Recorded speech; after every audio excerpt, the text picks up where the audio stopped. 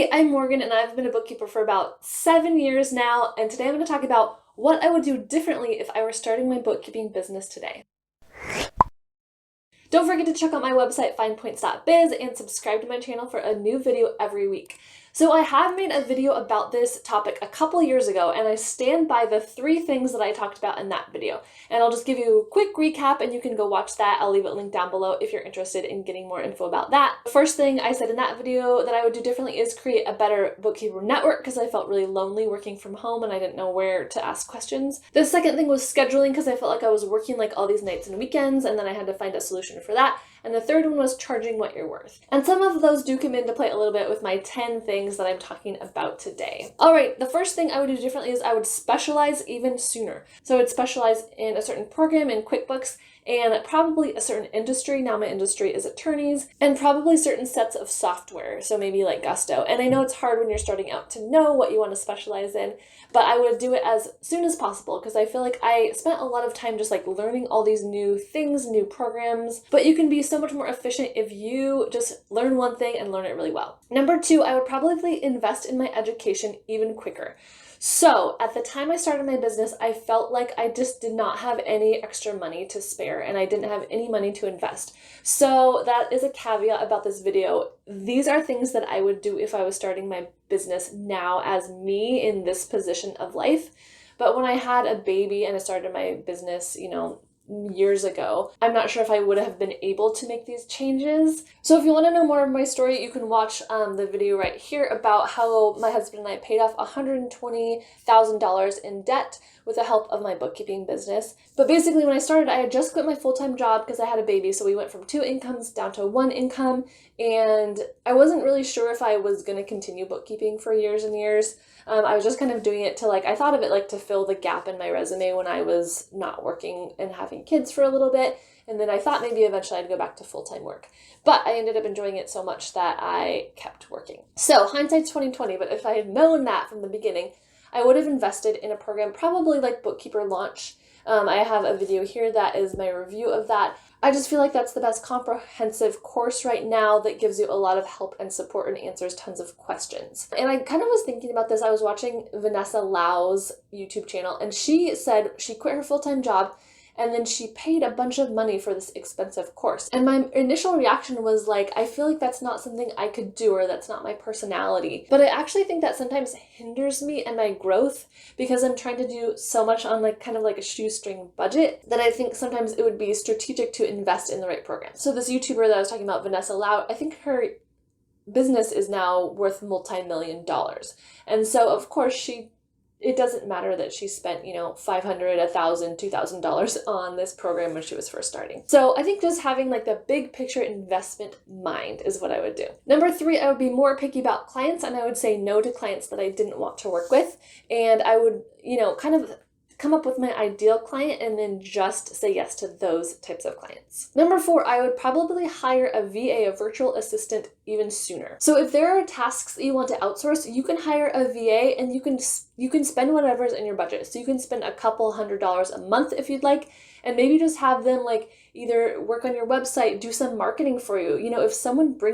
If a VA brings you in 2 new clients from marketing, that is definitely going to pay for their salary. So if there are tasks like that that make sense to outsource, don't be afraid to hire a VA. All right, and number 5, I would charge more. So I think this is a struggle, even for me still, to really charge what you're worth. But I just remember a story that keeps sticking with me is I was talking to my aunt about how I was a bookkeeper, and she was like, oh, you're a bookkeeper, so you charge $50 an hour to do this and this. And in my head, I was like, oh, I'm actually only charging $35 an hour at that point. So it was just kind of a wake-up call because at that point, $50 an hour seemed so much to me. But to someone in the business world, like my aunt, it didn't seem like an astronomical fee at all. So I knew that kind of was a clue that I could find clients that would definitely pay that rate, and I was worth that rate. Number 6, the thing that I would do differently is make sure I have a really strong why. And I feel like I've done this okay over the years, but I need to continually remind myself. So at first we were paying off debt. That was a really big why. And now we have like some other financial goals. And along with this, I also am like a mom,